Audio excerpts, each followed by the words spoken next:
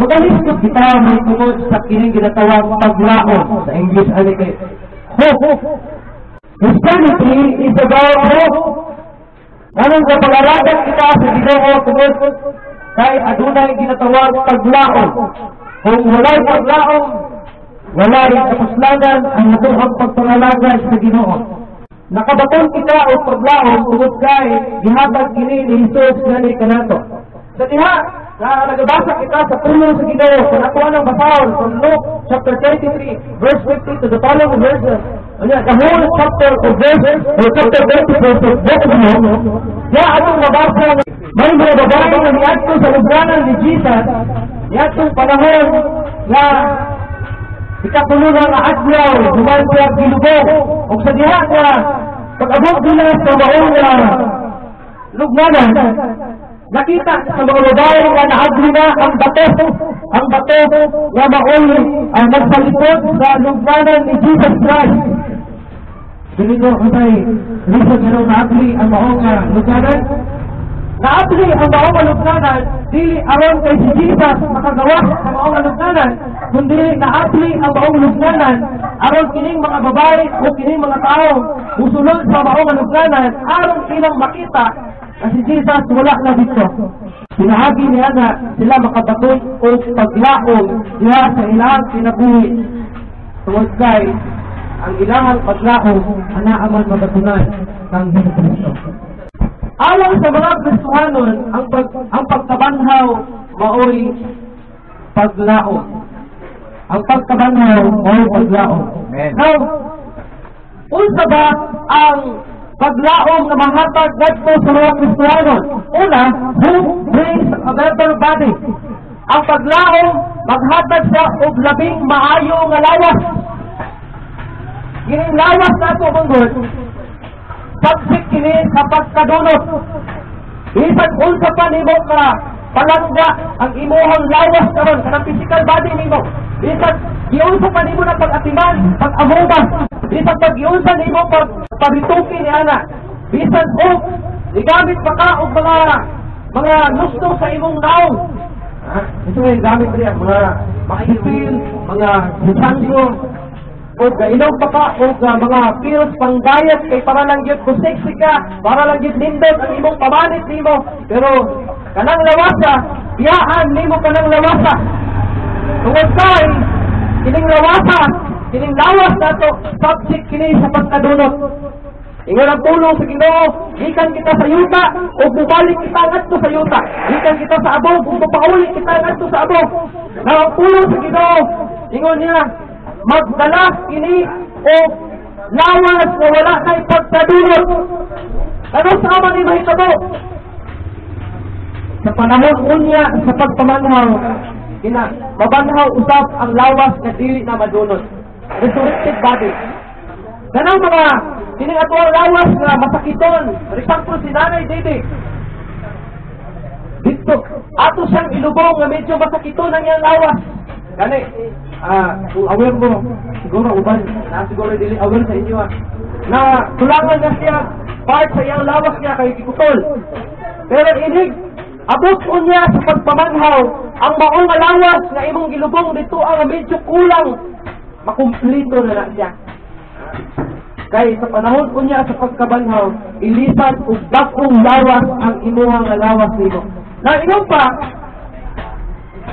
kining lawas nato, na iilis ko niya sa Ginoo, kining lawas, usa ka lawas, na dili na masakit. Sila katulik ang antos na may dili niyang balatian. Siguro uban sa inyo, nanay mga ginabatyak sa iyong lawas, sama na ko. Pero sa panahon ko niya, nga ilisan sa Ginoo ang atong lawas. Ilisan niya ka naglawas na dili na madunot. Lawas na dili na magantos. Lawas na dili na matigulang. Di na din mo kinahanglan mag-inom o mga pills na pang pabata. Di na mo kinahanglan magnusnus o mga pangnusnus sa lawas o sa laong aron lang bata katanahon. Di na din mo na kinahanglan. Tungod kay ang iilis sa Ginoo nga lawas nga ni kanato, usa ka lawas na dili na madunot, usa ka lawas na dili na matigulang. Ug labaw sa tanan, usa ka lawas nga wala kay kamatayon. Ikaduha, hope brings a better home. Ang paglaom maghatag kanimo og labing anindot na puloy-anan. Kumusta kinuha ang panimalay diri sa kalikutan igsuon. Tingali nagapanguskos ka sa imong ulo kay ang imong puloy-anan diri sa kalibutan is kagubaon. Nagamay na lang pulos sa hangin, murag matumpag na siya, murag magubak na siya. Tingali imong panimalay katakilid na siya kay kagubaon siya. Tingali mga atok buslot. Tingali, naguna-una ka asa ka kag-budget para i-repair sa imong balay. O tingali, ikaw ba igsuon, nindot ang imong puloy-anan. Ang imong balay kay naka-release tingali. O tingali ang imong balay kay medyo nindot ang mga palamuti. Diya sa sunod sa imong panimalay. Kaya nagtihan, ikaw igsuon. Karang balaya, na imong nabatulan karon dali sa kalibutan. Dili kanak makatupog sa balay na gihandang sa Ginoo kanimo dito sa langit. Ay naman ang balay na yan gihandang dito ang Ginoo na nananaon o kung ako ang tan-awon ang tulong sa Ginoo, klaro kayo hiling sa Ginoo. Sa Juan 14, una ngadto na sa Dios ug sa tres na ingon siya sa balay sa ako amahan adunay daghang mga mansion. Di ba kana balay sa amahan pero may mga mansion. Ubang termino anak may mga lawa. Kung dili pa kini tinuod, dili kung sa kamusultihan ini. Wadto ako aron mag-andam og dapit alang kaninyo. Pagkanindot balaya kay ang mao nga balay mansion ug ang mao nga mansion si Jesus mismo ang tawag nato mag-andam nini, magtukod nini. Siya mismo ang engineer, siya mismo ang architect sa mga panimalay. Ug ingon niya, kung ako makaadto na ug makaandam nagdapit alang kaninyo, mundalik ako pag-usap, aron kuhaon ko kamo, aron magbisan asa ako atuwa usab kamo.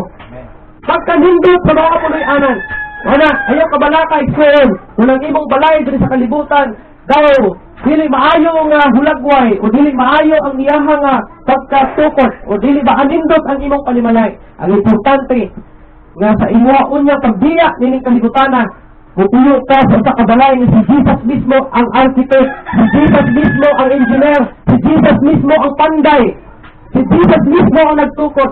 Pero igala igsuon, ining balaya, si ang lamang kining balaya kung ikaw makabaton kang Hesus Kristo diha sa imong kinabuhi. Dili tanang tao sa kalibutan, sumpihan ko kamo, dili tanang tao sa kalibutan, mutuyo kaning balaya. Kahit sinunan ko kamo, ang Biblia mismo nagtudlo nga adunay langit o adunay impierno. O kay adunay may impierno, boto sabot adunay tao na muadto sa impierno. So kung mana dito ako ang kanunay ginasulti, pasabay ko lang imong panimalay diriya, medyo dili maayo ang hulagway niya na. Basta importante, nga adunay kay Ginoo sa imong kinabuhi. Kaya kung mag-unsa man, kung anindot ang imong panimanan diri sa kalibutan, pero ginig kamatay nilo, impierno mapot ang imong padulungan. Mas maayo na lang nga bahala ang akong balay diri sa kalibutan, daw murag CR kadako basta kay mupuyo ko sa mansion, inigya na ako sa kalibutan. Kaya sa kanunay na ako kining kinasulti, ang atong pagpuyo ng kalibutan na lumalapay. Itang tanan, daw mga bisita lamang diri sa kalibutan. Whether you like it or not, biyaan mo kining kalibutan. Di sa pagwingon ka nga, na na-inlove na ka nining kalibutan na. Di sa pagwingon ka nga, sayang mubiya sa kalibutan, kaya daghan kayo kong mga napunda sa ining kalibutan na, isuon, mubiya gayud ka nining kalibutan na.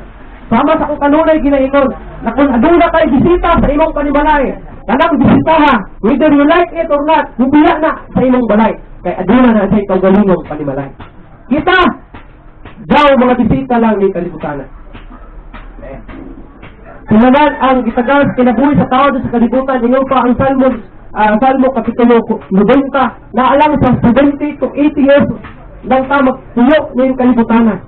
Kailan naman ang 80 o 70? Kung kuliyagon ka, may makaabot ka 70.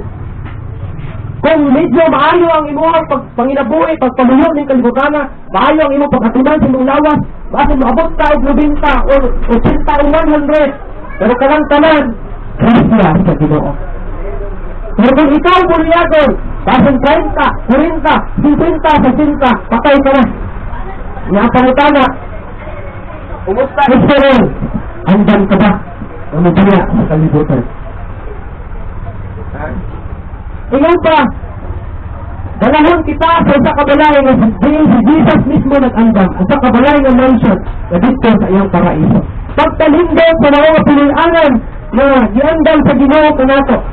Ikatuloy, faith brings a better inheritance. Sa may ibang pasabot nini, ang paglaon, magdala o magmatag o kinong mas labing maayong mapanunod. Mas maling mapanunod. Ino pa si Paul sa Philippians 1:21 o Filipos 1:21 kay alang kanako ang pagkinabuhi mao si Kristo ug ang pagkamatay mao ang kadaugan. Amen. So kung si Paul mingon nga ang pagkinabuhi kang Jesucristo ang kamatayon mao'y kadaugan, pero daghan mga matay ni kalibutan na ang kamatayon mao'y kapildihan. Ano man? Kay ang makabaton lang o kinabuhing walay katapusan o kadaugan sa kinabuhi iniguman sa kamatayon kadto lamang mga tao may pagtuo sang Jesus Christ, mga tao na diin nigawat kang Jesucristo iyon nga ilang Ginoo o manumuwas diha silang kinabuhi. Pero kadtong mga nagduri, kadtong wala nagahatag og pagtagad sa Ginoo diha silang kinabuhi, natong buhi pa sila, ang ilang kamatayon may ilang kapildihan. Wala igala ikson, kung dili sa kalibutan, gibati nimo nga daw pilsi ka sa kinabuhi. Ayaw kabalaka. Basta siguraduha lamang na mabatunan nimo si Jesucristo sa imong kinabuhi kay sultihan ko ikaw. Bahalag pildi ka ni kalibutana. Kay kulubiya ka unya ni kalibutana, kadaugan mampod ang imong kamatayon. Ha? Sinanay bidik. Yatong buhi pa siya kung nadawat niya si Jesus Christ sa iyong kinabuhi. Yung kapildihan ang iyong kamatayan. Kadaugan ang iyong kamatayan. Ano ba? Hindi na siya mag-antos. Hindi na siya mag-agulo sa kasakit sa iyong gibati. Atong buhi pa siya. Kaya naman, ilisan naman niya lawas. Ug lawas na di na masakit, di na madunot, di na magproblema, di na mubati o kagulanan, sa kalawas na anindot na. Better body. Now, inong tapos, to live is Christ and to die is gain. Ang pagsilabuhi na kang Kristo, ang kamatayon may kadaugan. Manahigala ito, kung gusto ka magmadaugon sa kinabuhi, paniniwaa na makaangkol ka human sa imong kamatayon ng kalibutan. Kung dili ka man magmadaugon diri sa kasamtangan nimong kinabuhi ng kalibutan, kaning kamote, nadilit ka, pildi, pag-abot dito sa human sa imong kamatayan. Kaya kung pildi na galit ka ng kalibutan, pildi paglit ka pag-ubat, pag-abot sa imong kamatayan, pagkalabili mo makaluluoy. Kaya mo pa, to those who do not know Jesus, atong mga tao nga wala makaila kang Jesucristo, diha silang kinabuhi, alang kanila ang pagkinabuhi, mao ang kwarta, popularity, power, fame. Daghan na mga nagapakabuhi ng kalibutan na walay panahon sa pag-alagad sa Ginoo, kay ang ilahang giuna, ang ilahang popularidad, ang ilahang kwarta o pangwarta, panginabuhi, ang gahom, pagkahatid sa gahom. Wala may problema kung malingkamot ka, wala may problema na masikat ka ng kalibutan na, kana kung pasikapon ka sa Ginoo.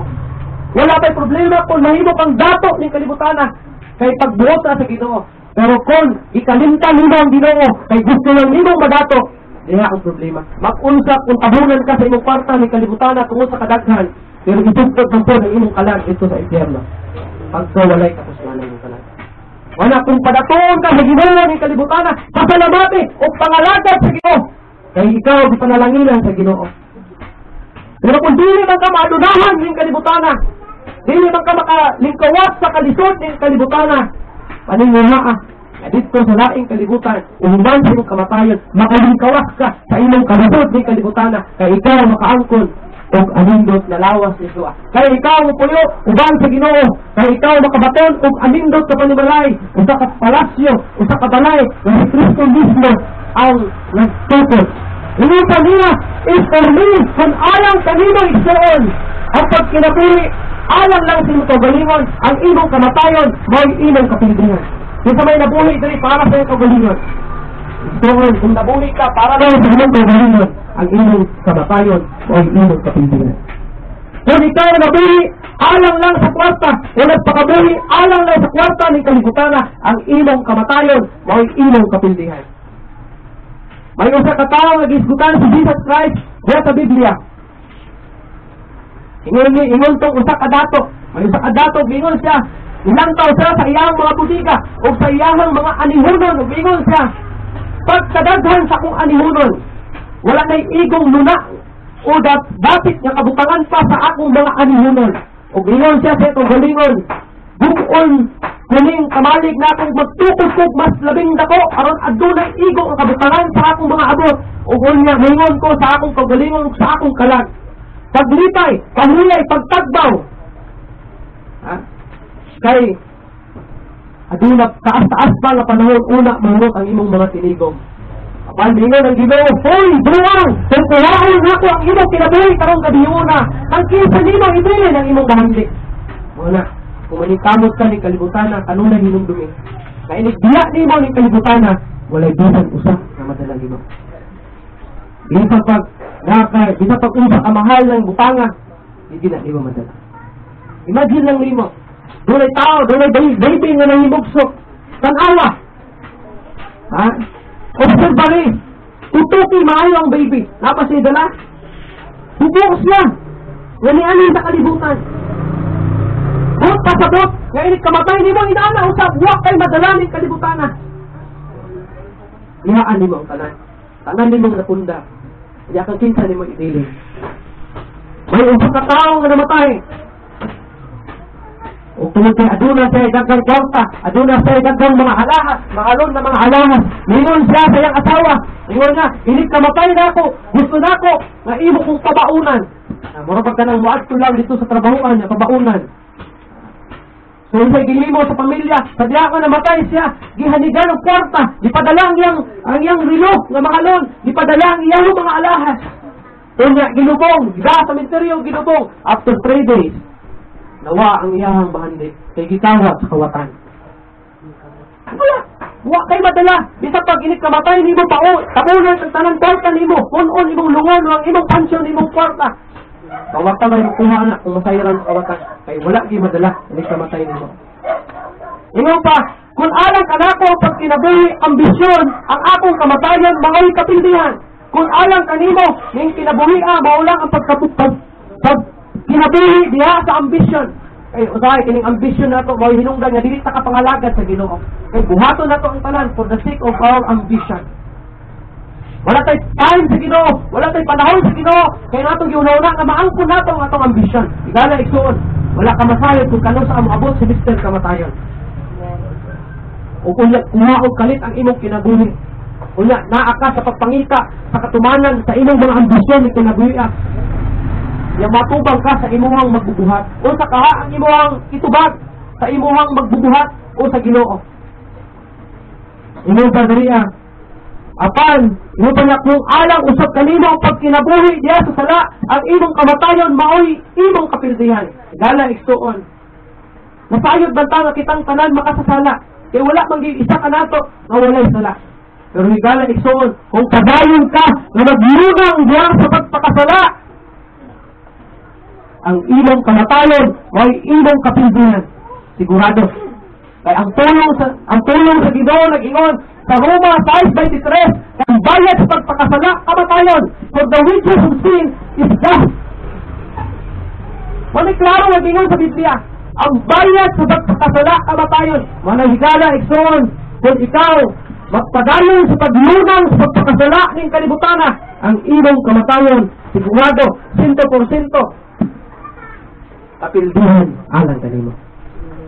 Apan alang sa mga Kristohanon, kita nga ni mga Kristohanon, mga tao nga nangalagad sa Ginoo, mga tao nga nagtuog Ginoo, mga tao nga midawat ng Jesucristo diha silang kinabuhi, mga tao nga naghatag og pagtagad sa Ginoo silang kinabuhi, ang ilang final reward wala doon sa kalibutan, kundi dito sa langit.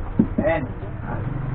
Ang uban ringan nga dili ko mga lagad kay boring. Usa man na sila gadala-dalag Biblia. Ang uban balibhuan, sabot og balibhuan.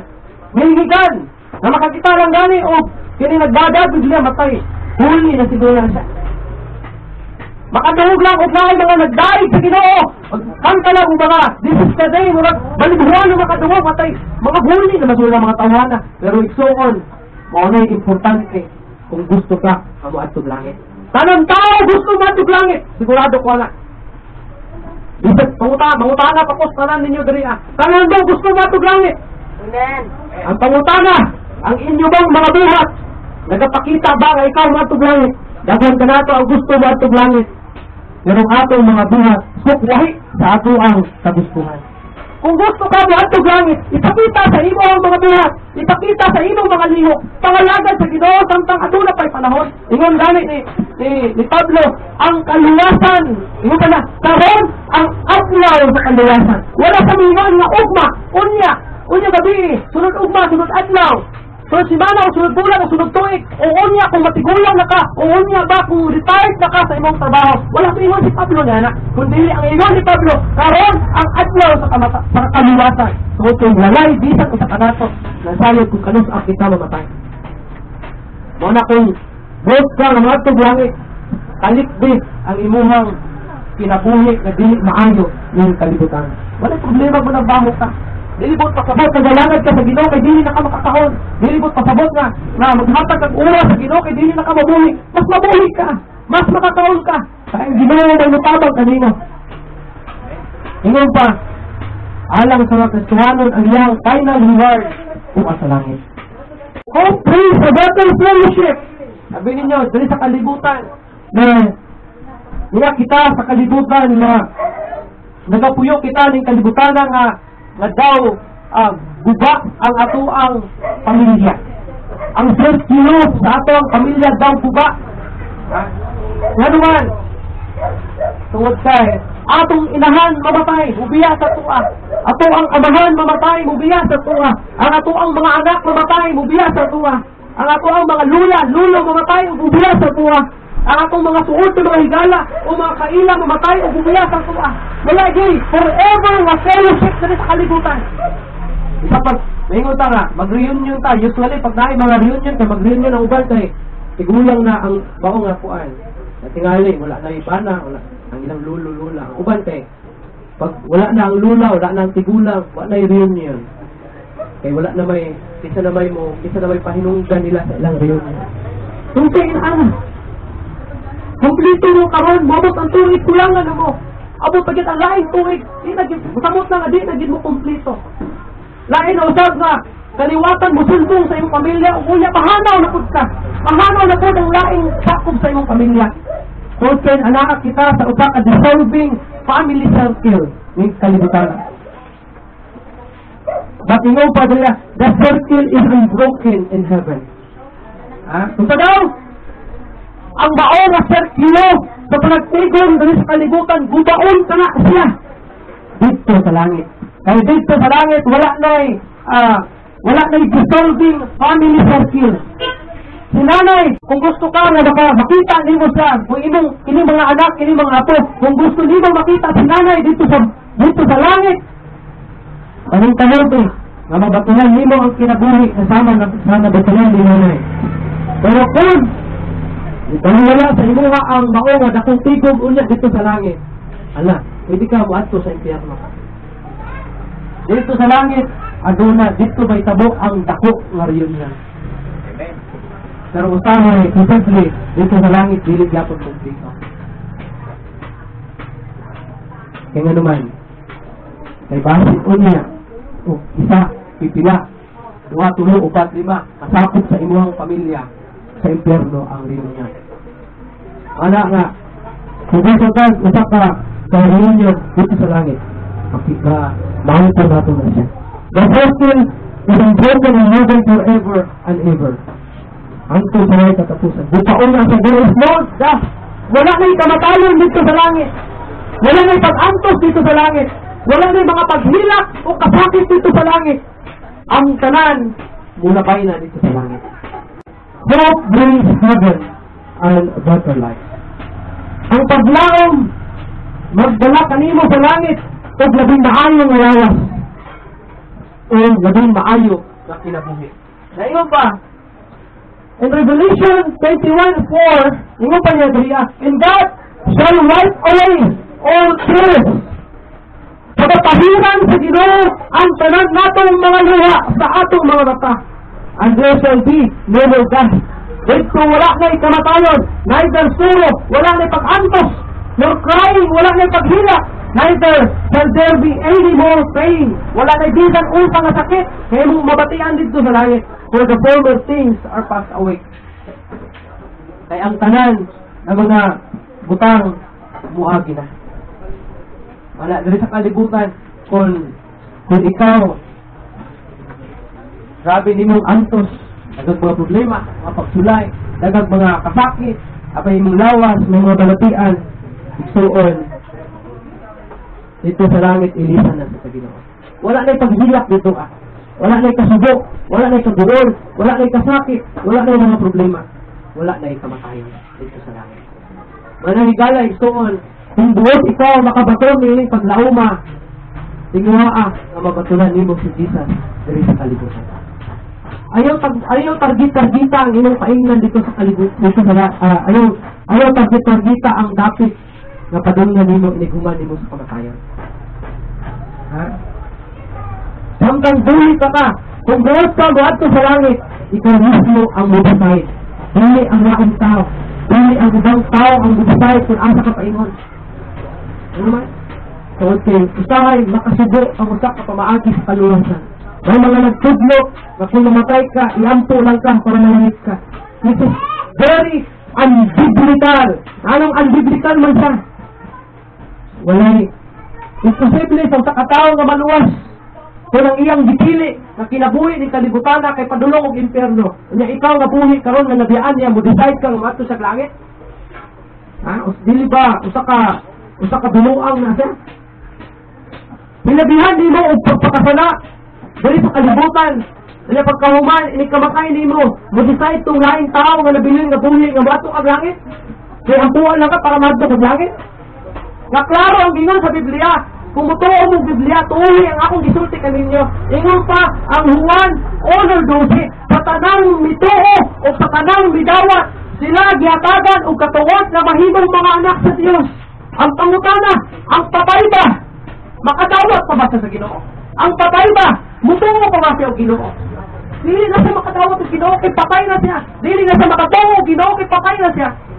Ano sa dapat ang tao na mutuo o pudawat ng Jesus katong panahon unta nga buhi pa siya. Kaya kung patay na, wala na'y mahimo. Relational. Upaon pagpakigrelasyon sa tao diya sa Ginoo kung siya patay na. That's why mingon ko na ikaw nga buhi. Ikaw ang mo decision kung asa ka mo ato. Ayaw hulata nga mamatay ka, saka pa ka, na ang laing tao mo decide. Ikaw ba, sikinsangan dari ang ganahan na bukan sa laing tao. Gusto ka mo atong Korea, pero maingon dyan ang imong banal di mo, nga, dili ka sa Korea, dito ka mo ato sa kining sa Iraq. Di ka mo maglalis, di ka mo mag-away, basi bulisul ka pa sa panagbulag, kami ka, sa Korea lagi ko, maingon mo ba nga, dili lagi, sa Iraq lagi ka. Nya, inana usab, dili pwede nga magbuot ang laing tao sa kamatayan sa tao. Kung asa sa paingon, dapat katong buhi pa siya, dapat sa mismo mi-decide kung asa sa paingon. Asa sa gusto mo ato.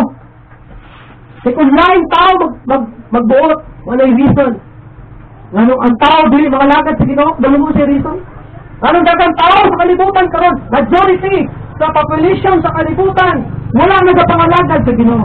Kung ang population sa kalibutan, billions, happy to billions ang wala nagapangalagad sa Ginoo. Ano, sabalo mo ano? Tungod sa pagtulunan na kung mamatay ka, ampuan ka para malangit ka. Kaya kung ako, maluwas ko, hindi mamatay ko, bisag unsa kong kadautan. Kaya ako mga lagad sa Ginoo. Dili ko mo sulod og simbahan, dili ko mo dawog sa Ginoo, dili ko manginahanglan og Ginoo sa kinabuhi. Kay anyway, kung mamatay ko, pwede ra man ko maingon sa akong asawa nga, mahal,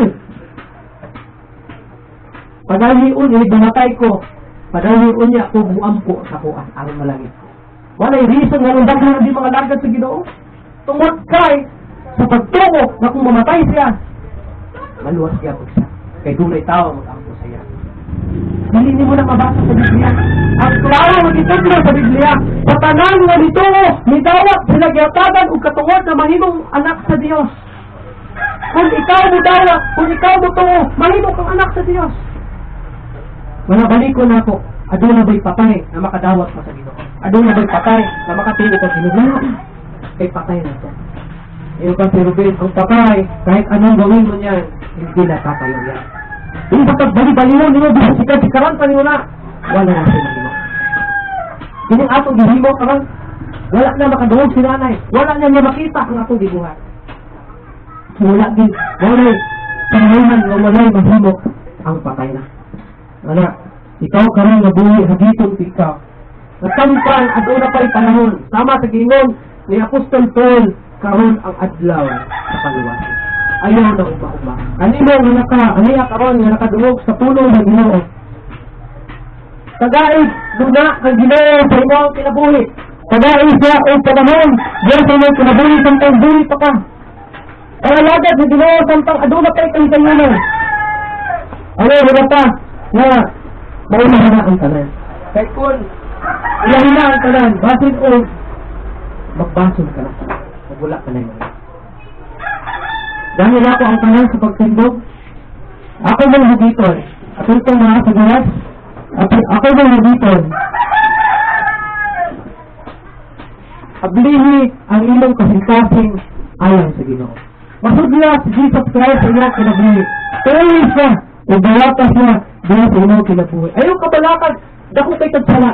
Ay isa pa kadako ang ilong sala. Kaya na siya kasayloon sa Ginoo. Ang reason na lang niyanin si Jesus Christ, aron ka luwason, gikan sa inyong pagpakasala.